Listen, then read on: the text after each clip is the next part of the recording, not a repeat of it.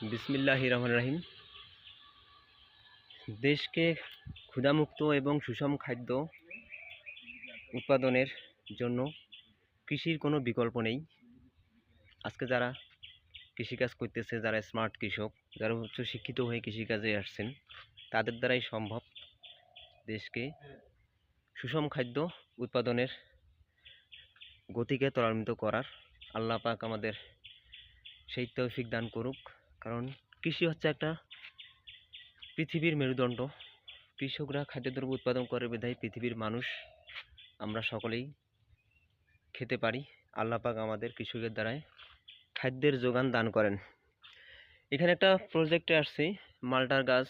এই যে অনেক সুন্দর মালটা ধরে আছে। মালটাগুলো এখনো পুরাট হয়নি, মানে পাকাপোক্ত হয়নি, জাস্ট একটু একটু কিছু কিছু মালটা কালার আসছে।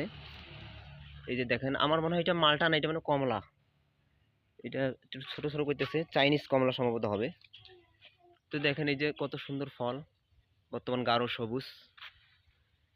তাই আমি আপনাদেরকে এই সুন্দর একটা প্রতিবেদন বা সুন্দর একটা ভিডিও উপহার দেওয়ার জন্য আমি এই প্রতিবেদনটা করতেছি। আপনারা দেখে যাতে উৎসাহিত হয়ে আপনারাও যার যেটা পছন্দের চাষাবাদ সেটা করতে পারেন।